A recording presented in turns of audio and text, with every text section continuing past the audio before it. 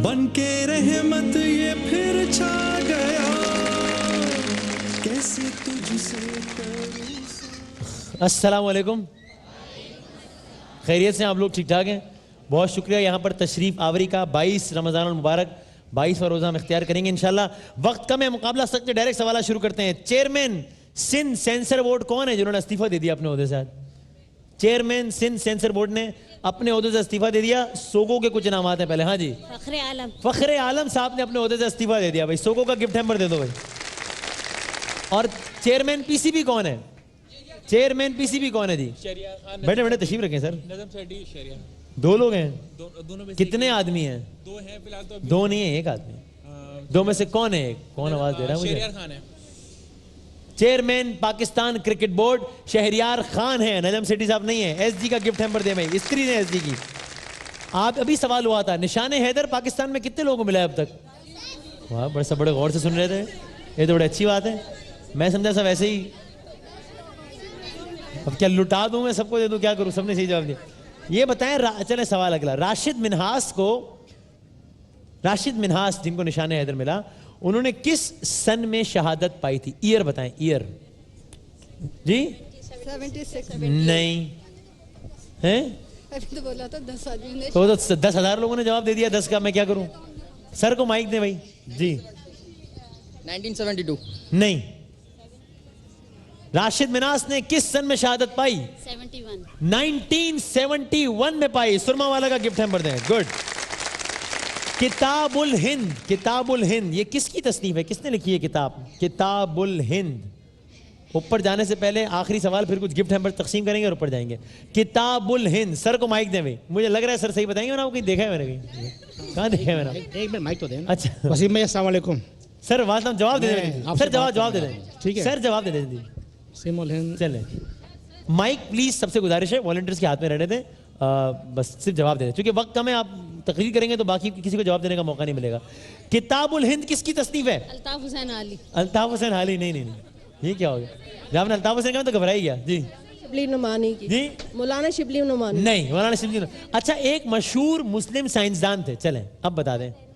क्या बात है भाई। हाँ, अल बैरूनी। किताबुल हिंद किसकी तसनीफ है? अल बैरूनी की तसनीफ है भाई। जरा इस सोगो का गिफ्ट हैम्पर दे दो, ये तुम पकड़ लो, तुम्हारे काम आएगा। आखिरी सवाल। अल्लामा इकबाल के वालिद मोहतरम का नाम कौन बताएगा मुझे? अल्लामा इकबाल के वालिद मोहतरम का नाम? हाँ जी। नूरजहां है? नूरजहां? अजीब, वालिद का नाम क्या हो गया यार? नूर खान भी नहीं। नूर तो है, ये तो तय हो गया ना, इतने नूरजहां नूर। इस तरफ वो वहां दो माइक, पीछे दो। हाँ भाई, अल्लामा इकबाल के वालिद का नाम? नूर मोहम्मद है। सुरमा वाला का गिफ्ट हैम्पर ये दे दो भाई जरा। अरे जल्दी कर लो, सॉरी। अच्छा भाई, ये कुछ हैं इनवरेक्स के गिफ्ट हैम्पर्स। अल्लामा इकबाल साहब के वालिद का नाम क्या है? नूर मोहम्मद। इनवरेक्स से कुछ गिफ्ट हैम्पर दें जरा। ये आप रखें और ये जरा पीछे दें, पीछे भी दे दें जरा। भाई को दे दें, ये पड़ोस में दे दें जरा। आप सप्लाई करें सबको सारे इनवरेक्स के गिफ्ट हैम्पर्स। और हमारे तमाम तर स्पॉन्सर्स का बहुत बहुत शुक्रिया कि जिन्होंने हमें ये ताउन किया। और ये कुछ कोला नेक्स्ट गिफ्ट हैम्पर दे, जल्दी गिफ्ट हैम्पर दे दो। कुछ और गिफ्ट हैम्पर दे दो भाई, जल्दी से ले आओ, ताकि फिर इसके बाद हम ऊपर जाएं और ऊपर वालों से भी कुछ सवालात कर सकें। इनको दे दें, ये इनको दे दें भाई। अच्छा भाई, चलो ऊपर चलो। कैसे तुझसे अस्सलाम वालेकुम, खैरियत से आप लोग? ये कुछ इनवरेक्स के गिफ्ट हैम्पर दें। ये बताएं, मेरा सवाल कहाँ से पकड़ूं? अच्छा, नजीबुल्लाह, ये आप रखें सर। सर कह रहा हूँ, सॉरी मैडम। इनवरेक्स का गिफ्ट हैम्पर ये अभी वॉलंटियर लेता है आपसे भाई, ले लेना। Thank you very much. मैं नजीबुल्लाह किस नबी को कहते हैं ये मुझे बताएं। नजीबुल्लाह, इनवरेक्स के कुछ गिफ्ट हैम्पर दें। नजीबुल्लाह किस नबी के लिए इस्तेमाल होता है? जरा ये आप प्लीज दो पीछे दे दें जरा, बड़ी मेहरबानी होगी आपकी जी। नजीबुल्लाह किस नबी को कहते हैं बताएं? आप बताएंगी। गिफ्ट हैम्पर वाला भाई भी मेरे साथ आ जाओ। हाँ, हजरत दाऊद अलैहिस्सलाम। हजरत दाऊद अलैहिस्सलाम को कहते हैं। क्यों मोबाइल दे वही ने। और नजीउल्लाह किसको कहते हैं? नजीउल्लाह ये किस नबी को कहते हैं? गिफ्ट हैम्पर वाले एक बंदे को भेजो यहाँ पे, टाइम नहीं है। हाँ, माइक मेरे हाथ में रहेगा। हजरत नूह अलैहिस्सलाम को कहते हैं نجی اللہ بالکل ٹھیک. کیو موبائل. اچھا کوئی تالی والی نہیں بجا رہا آپ کے لیے ہیں؟ پہلے بتائیں بیٹا مار کیوں, میں نے کیا گناہ کیا, کیوں مار رہے ہو مجھے؟ خدا کا واسطہ مت کرو ایسے بھائی. یہ لائف بوائے کے کچھ گفٹ ہیمپرز ہیں, لائف بوائے کے کچھ گفٹ ہیمپرز ہیں. بچے نے مجھے مارا, احتجاجن میں آگے چلا گیا. چلو آگے آگے. احتجاج, خاموش احتجاج. پاکستان میں یہ بتائیں سب سے پہلی جو مردم شماری تھی, گفٹ ہیمپرز والا کتنے بجے آ جائے گا؟ آ جاؤ یار تاکہ سیگمنٹ ختم کر دیں, مطلب مہربانی ہوگی تمہاری, بڑی ریکویسٹ کر رہا ہوں میں تم سے. پاکستان میں سب سے پہلی مردم شماری کس سن میں ہوئی تھی, کس سال میں ہوئی تھی پاکستان میں سب سے پہلی مردم شماری؟ سال بتائیں. کچھ زارا سافٹ کے گفٹ ہیمپرز ہیں. ہاں بھائی, پاکستان میں سب سے پہلی مردم شماری کس سال میں ہوئی تھی؟ سال بتائیں. سال 1978 نہیں بھائی نہیں. کس نے بتایا؟ یہ میرے کو آتا ہے, کیا ہوتا ہے میرے کو, کیا ہوتا ہے؟ بس نام کیا ہے بیٹا, ٹھیک ہے بھائی. ان کو زارا سافٹ کا گفٹ ہیمپر دیں, کیوں موبائل بھی دیں بھائی. میرے کو آتا ہے, بہت اچھی بات ہے کہ آپ کو آتا ہے, میں تیرے کو تو کہہ نہیں سکتا. کولا نیکس کے کچھ گفٹ ہیمپر. اچھا بھائی ہاں ٹھیک ہے, اب آ رہی ہے بات. امریکہ کس سے دریافت کیا تھا؟ امریکہ کس سے دریافت, ان کو بتا بھائی جلدی. کولمبس نے. کولمبس نے دریافت کیا تھا. کیوں موبائل دیں بھائی. امریکہ کس سال دریافت ہوا تھا؟ سال بتائیں. سال. یہ کچھ جزا کے گفٹ ہیمپرز ہیں. جزا کے جو گفٹ ہیمپرز ہیں نا, ان کو اٹھانا بھی ایک کام ہے پورا باقاعدہ طور پہ. یہ آپ کے لیے ہے, یہ بھائی تم خود دے دو, اس کو دینا. اچھا کولمبس نے امریکہ کس سال میں دریافت کیا تھا یہ بتائیں. کرشی کے گفٹ ہیمپر آنٹی کے لیے, یہ آپ کے لیے. ہاں بھائی چلیں چھوڑیں, کولمبس کا پورا نام بتا دیں یار. 2 سوالات, 3 سوالات, ایک سوگو کا, ایک کیو موبائل کا, ایک اس کا. اور اس دوران یہ لائف بوائے سے ہاتھ دھونا بہت ضروری ہے. اور بھائی یہ ذرا پیچھے دیں, میں آپ کو دیتا ہوں, پیچھے دیں مہربانی کریں. ایک گفٹ ہیمپر بھائی کو دیں. ہاں بھائی کولمبس کا پورا نام, یا ویسے ہی رکھ لیں. ہاں کولمبس کا پورا نام بتائیں. سر کو مائک دو, سر کو مائک دو. ہاں کرسٹوفر کولمبس. کولمبس کا پورا نام کرسٹوفر کولمبس, بالکل ٹھیک. کوئی بجا ہی نہیں رہا تالیاں والیاں. ہاں آخری سوال. انکل نہیں ہوں میں, انکل کیوں بولا مجھے؟ شعر سناؤ. چلو سنا دو, سنا دو. ماں کی دعا زندگی بنا دے گی, خود روئے گی مگر تمہیں ہنسا دے گی. کبھی بھول کر بھی ماں کو نہ رلانا, ایک چھوٹی سی غلطی پورا عرش ہلا دے گی.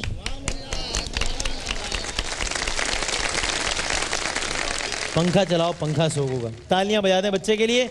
ایک وقفے کے بعد علماء کرام کے ساتھ سحری کے دسترخوان پر حاضر ہوں گے. کرشی کا گفٹ نمبر دے دو اور یہ لے لو. چلو آ گیا کیسے تجھ سے کروں سامنا, گر رہا ہوں ذرا تھامنا. السلام علیکم ورحمۃ اللہ وبرکاتہ. عزیزان گرامی, میرے بھائیوں اور میری بہنوں, سحری کے اس دسترخوان پر علماء کرام کے ساتھ کچھ آپ کے سوالات ہیں, کچھ ہمارے سوالات ہیں.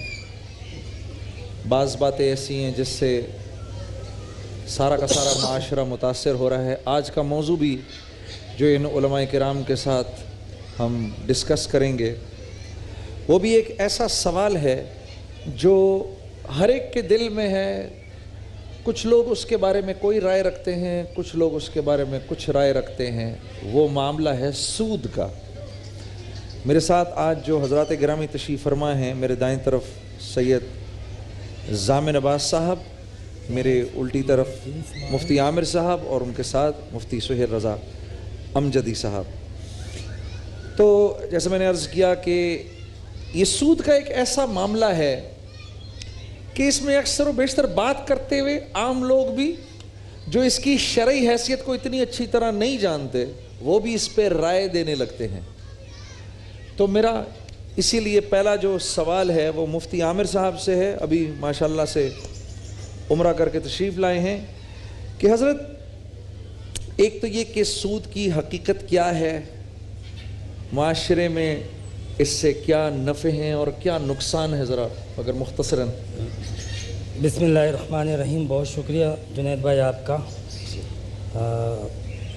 بلا شبہ سود ایک ایسی لعنت ہے کہ جس کے بارے میں اللہ رب العزت نے فرمایا کہ جو اس کے مرتکب ہیں میں ان کے خلاف اعلان جنگ کرتا ہوں. ٹھیک. پورے قرآن میں صرف ایک ہی یہ عمل ہے جس میں اللہ نے فرمایا اعلان جنگ. یعنی اس سے اندازہ ہو جائے کہ یہ کس قدر اللہ تبارک و تعالیٰ کو ناپسند ہے. لیکن اس کے باوجود اسی کثرت سے بدقسمتی سے ہمارے معاشرے میں سود عام ہے. اور اب تو مطلب یہ کہ بجائے اس کے کہ سود سے دور ہٹے، یہ کہا جاتا ہے کہ سود پر نظر ثانی کریں، اس کی ڈیفینیشن میں کچھ چینج لائیں تاکہ ہم جو اپنے کاروبار چلا رہے ہیں وہ ویسے ہی چلتے رہیں. سب سے پہلی بات تو یہ جنید بھائی کہ رزق کاروبار اس کا بڑا گہرا تعلق تقوی اور توکل سے ہے. بڑا گہرا تعلق ہے. ہماری اپنی کوششیں اور ہمارے اپنے اصول، ہمارے اپنے طریقے ایک طرف، لیکن رزاق تو وہ ہے. اس لیے اللہ رب العزت نے فرمایا، نقصان کی آپ نے بات کی، یمحق اللہ الربا ویربی الصدقات، کہ اللہ تعالیٰ سود کو گھٹاتا ہے، صدقات کو بڑھاتا ہے. بے شک بے شک. ہمارے معاشرے کے اندر سود کی وجہ سے بے روزگاری، مہنگائی سب سے زیادہ جو اس کا ایک معاشرتی اور اکنامیکل اس کا جو نیگیٹو امپیکٹ ہے کہ مہنگائی بڑھتی جا رہی ہے. ظاہر سی بات ہے ایک شخص سود پر رقم لینے کے بعد کوئی چیز بنا کے بیچے گا تو وہ اتنے کی تھوڑی بیچے گا جو اپنی جیب کی رقم سے بیچے گا. ظاہر سی بات. وہ اس میں انٹرسٹ بھی شامل کرے گا. بے شک. ہمارے ہاں ہر کاروبار اسی طرح ہوتا ہے، سود کے بیس پر ہوتا ہے. تو مہنگائی بڑھ رہی ہے، بے روزگاری بڑھ رہی ہے، اور اس سے بڑھ کے بس بدقسمتی کیا کہ ہم مسلمان ہونے کے باوجود اللہ تبارک و تعالیٰ سے ایک جنگ اور ایک مخاصمے کی صورت میں سامنے آتے ہیں. نتیجہ ہم ذلیل و خوار ہوتے ہیں. حضرت جیسے یہ میں ویسے ایک آج تو ایسی عجیب بات ہے کہ پہلے وقتوں کے جو لوگ تھے وہ تو گناہ کے قریب بھی جانا جو تھا اس سے گھبراتے تھے کہ کہیں چنگاری ہمارے دامن پر نہ آ جائے. اب ذرا معاملہ دوسرا ہے. اب یہ ہے کہ آدمی اپنے ہاتھ خود ہی آگ میں ڈالتا ہے اور کہتا ہے کہ بھائی اس کا بھی مجھے جواز دو، کہ اس کا بھی کوئی جواز ہے کہ یہ جو میں اپنے ہاتھ کر رہا ہوں. میں اس کی مثال کے طور پر ایک فائنینشیل انسٹیٹیوشنز ہے، سود میں پیسہ کچھ لوگوں کے ہاتھ میں آ جاتا ہے، وہ بہت امیر ہو جاتے ہیں اور معاشرے کے لوگ بہت غریب ہو جاتے ہیں. فائنینشیل انسٹیٹیوشنز ہے، بلینز آف روپیز ہیں ان کے پاس. یہ ایک مثال ہے، ٹھیک ہے. جو اگر عام طور پہ لوگوں کے پاس ہوتا یہ پیسہ تو پیسہ سرکولیشن میں ہوتا. کیا رائے ہے آپ کی؟ بسم اللہ الرحمن الرحیم. جیسے مفتی صاحب نے ماشاءاللہ اس کی وضاحت کی. آج اگر ہم دیکھتے ہیں اپنے یہاں کہ پیسے کی فراوانی تو بعض اوقات بعض خاندانوں میں بہت نظر آ رہی ہے جی، لیکن برکت نظر نہیں آ رہی. بے شک. بہت.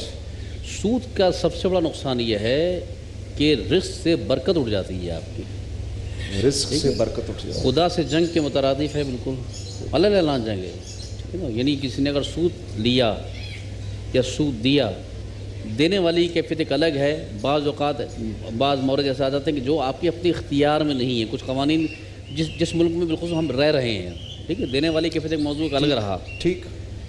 لیکن لے جو رہا ہے تو لینے والا تو راضی ہے نا، وہ تو اپنی رضامندی سے لے رہا ہے، بے شک، اور اپنے پلاننگ سے لے رہا ہے. وہ تو بات کیا ہے کہ یعنی گویا خدا کے مقابلے پہ خدا کے ساتھ گویا براہ راست جنگ کر رہے ہیں آپ. یہ لفظ ہی کتنا خطرناک رونگٹے کھڑے کر دینے کا قابل ہے نا. یعنی اب خالق کائنات کا کوئی جنگ لڑ رہا ہے تو پھر اس کی بات ہی ختم، ساری حدیں ختم ہوں گی اس کی. بے شک.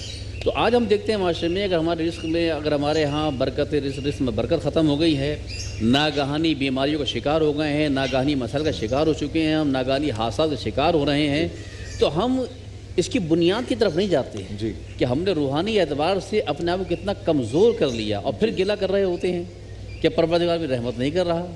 یعنی ہم ایک طرف تو اس کی خلاف ورزی کر رہے ہیں، پھر رحمت کے طلبگار بھی ہم ہو رہے ہیں. اور یہ سب وہ والی بات جو مفتی صاحب نے کہی کہ کیونکہ ذات الہی جو ذمہ داری ہماری تھی اس کو ہم نے فراموش کیا، جو ہماری ذمہ داری نہیں تھی اس کو ہم نے اختیار کیا. مثلاً میرے رزق کی ذمہ داری میری نہیں ہے، میرے خالق نے جب مجھے خلق کیا ہے تو یہ کہہ کے خلق کیا کہ تیرے رزق کی ذمہ داری میری ہے. بے شک. تیرا کام فقط اتنا سا ہے کہ اس رزق حلال کو میرے بتائے ہوئے راستے میں تلاش کرنے کی جدوجہد کرنا تیری ذمہ داری ہے، عطا کرنا میری ذمہ داری ہے. وہ خالق حقیقی تو اتنا وعدے کو وفا کرنے والا ہے کہ ابھی بچہ بطن مادر میں منتقل ہوتا ہے کہ سینہ مادر میں غذا کا اہتمام پہلے کر دیتا ہے. سبحان اللہ سبحان اللہ سبحان اللہ. بہت اچھا ماشاء اللہ. اچھا یہ ذرا یہ میں پروڈکشن روم سے کہہ رہا ہوں ذرا میرے کان میں یہ ذرا بند کریں آپ. میرے کان میں بھی مسلسل یہ یہاں کی آواز آ رہی ہے. ذرا یہاں ذرا میری ہاں اس کو بند کرو. اچھا مفتی صاحب جیسے حضرت نے فرمایا کہ یہ تو معاملہ جو ہے وہ تو اللہ کے ہاتھ میں ہے. اگر آپ کسی سے بات کریں تو وہ یہ کہتے ہیں جی جب تک یہ فائنینشیل انسٹیٹیوشنز سود پہ چلیں گی نہیں آپ کا فائنینشیل سسٹم چلے گا نہیں. میرا مطلب ہے کہ آج ایمان کی کمزوری کا یہ حال ہے کہ اللہ کی بات تو جو اللہ کا حکم ہے اس میں جواز تلاش کرنے کی کوشش. جیسے بنی اسرائیل کرتے تھے, ان کی تباہی کی وجہ بھی اللہ نے یہ بتائی کہ اللہ کے حکموں میں رد و بدل کرنے کی. تو آج کیا ہمارا معاشرہ اسی لعنت سے نہیں گزر رہا؟ بسم اللہ الرحمن الرحیم. اللہم صلی علی سیدنا و مولانا محمد وعلی آلہ واصحابہ وبارک وسلم. سب سے پہلے مفتی صاحب کو عمرے کی بہت مبارکباد. ماشاءاللہ دعائیں کر کے آئے ہیں, پا کر آئے ہیں. دیکھیں جنید بھائی, وہ ایک گاؤں میں ایک کنویں میں کتا گر گیا تو جا کر مولوی صاحب سے پوچھا تو مولوی صاحب نے کہا کہ بھائی صفائی کرو. انہوں نے بار بار کنویں کے پانی کو نکالا لیکن اس کے بعد بھی کنویں میں کتے کے بال نکل آئے. تو پھر مولوی صاحب کے پاس پہنچے, مولوی صاحب آپ نے کہا تھا صفائی کرو, صفائی کی لیکن وہ دوبارہ بال نکل آئے. تو مولوی صاحب بھی سوچنے لگے تو کہا کہ یہ بتاؤ کتے کو نکالا؟ نہیں, کتے کو تو نکالا ہی نہیں. جب کتے کو نہیں نکالا تو صفائی کیسے ممکن ہے؟ جب آپ نے اپنی بنیادیں سود پر رکھی ہوئی ہیں تو اس کاروبار میں اس بزنس میں کبھی کامیابی نہیں ہو سکتی. انٹرنیشنل مارکیٹ میں آپ دیکھیں کہ بعض اوقات وہ زمین بوس ہو جاتی ہیں. کیوں؟ کہ ان کی بنیادیں انسانی اصول پر نہیں ہیں, ان کی بنیادیں شرعی اصول پر نہیں ہیں. شریعت مطہرہ اللہ تبارک و تعالیٰ اور اس کے رسول صلی اللہ علیہ وسلم نے جو شریعت ہمیں عطا فرمائی نا, یہ شریعت انسان کے استحصال کو روکتی ہے. دیکھیں اخروی تو گناہ ہے, دنیاوی گناہ بھی ہے, لیکن بنیادی طور پر اس میں انسان کا نقصان ہے. ایک انسان دوسرے انسان کا نقصان کرے, اللہ تبارک و تعالیٰ کو اور اس کے پیارے محبوب علیہ السلام کو یہ بھی گوارا نہیں ہے. تو اسی لیے آپ دیکھیں کہ یا ایھا الذین آمنوا لا تأکلوا اموالکم بینکم بالباطل. باطل میں ہر چیز آ جاتی ہے کہ ایمان والو اپنے مال کو باطل طریقے سے مت کھانا. الا ان تکون تجارۃ عن تراض منکم, آپس میں مشورے سے رضامندی سے جو تم بیع و شرا کرتے ہو یہ جائز ہے. اسی لیے ہوا یہ تھا, کفار نے یہ اعتراض کیا کہ جی آپ سود کو منع کرتے ہیں. سود کی تعریف بیسیکلی یہ ہے کہ کل قرض نفع جرا فهو الربا, ہر وہ قرض جو نفع کھینچ لائے وہ سود ہے. تو انہوں نے کہا کہ جو ہم بیع و شرا کرتے ہیں یہ بھی نفع کھینچ کر لاتا ہے, تو دونوں میں فرق کیا ہے؟ اللہ رب العالمین نے فرمایا کہ احل اللہ البیع وحرم الربا, وہ بیع و شرا ہے اور یہ پیسہ پیسے کو کھینچ رہا ہے. اور پھر بنیادی طور پر بات یہ ہے, آپ کسی ادارے میں کام نہیں کرتے تو اس کے رولز آپ پر لاگو نہیں ہوتے. جب آپ اس ادارے میں رجسٹر میں آپ کا نام درج ہوتا ہے تو سارے اصول قوانین لاگو ہوتے ہیں. ہم مسلمان ہیں, اسلام کے رجسٹر میں ہمارا نام ہے, تو اسی لیے سارے رولز ہم پر لاگو ہوں گے. سود حرام ہے تو حرام ہے. میرے مصطفیٰ علیہ السلام نے فرمایا کہ اس کا ہلکا گناہ یہ ہے کہ کوئی اپنی ماں سے بدکاری کا ارتکاب کرے. اور آخری بات عرض کروں گا, آقا علیہ السلام نے فرمایا کہ سود کھانے والا یعنی لینے والا, دینے والا, اس میں آپس میں گواہ اور ڈاکومنٹیشن کرنے والا, یہ سارے کے سارے اللہ تعالیٰ کی لعنت کے مستحق ہیں. اور ایک میں میسیج دوں گا کہ یاد رہے کہ جس معاشرے میں سود ہوگا وہ معاشرہ کبھی پنپ نہیں سکتا, وہ معاشرہ کبھی پنپ نہیں سکتا. میرے عزیز دوستو, اللہ اور اس کے نبی کے احکامات, ان پر چلنے سے بالکل نہیں گھبرانا چاہیے. شیطان وسوسے ڈالے گا, شیطان آپ کو چکر دے گا, شیطان کہے گا کیسے ہم اس پر چل سکتے ہیں. آپ یقین کرو, تاریخ اٹھا کے دیکھ لو, ہمارے اسلاف انہی اصولوں پر چلتے تھے. وہ تو تصور بھی نہیں کر سکتے تھے سود لینے کا, وہ تصور بھی نہیں کر سکتے تھے ذخیرہ اندوزی کا. اچھا میں آپ کو ایک حیرت کی بات بتاتا ہوں. سال کے آخر کے اندر ہمارا جو وزیر خزانہ ہوتا ہے وہ کہتا ہے ہمارے اکاؤنٹ میں $16 بلین ہے, وہ ہمارے اکاؤنٹ میں اتنے $1 بلین ہے, وہ یہ بتانے کی کوشش کرتا ہے جی. اور سیدنا عمر رضی اللہ تعالیٰ عنہ کے دور میں بیت المال میں روزانہ جھاڑو پھیرا جاتا تھا. اب آپ مجھے خود ہی بتا دیجئے اس وقت کے لوگ خوشحال تھے یا آج کے لوگ خوشحال ہیں؟ ایک بریک لیتے ہیں، اس کے بعد اذان فجر. ماہ رمضان یوں آ گیا بن کے رحمت یہ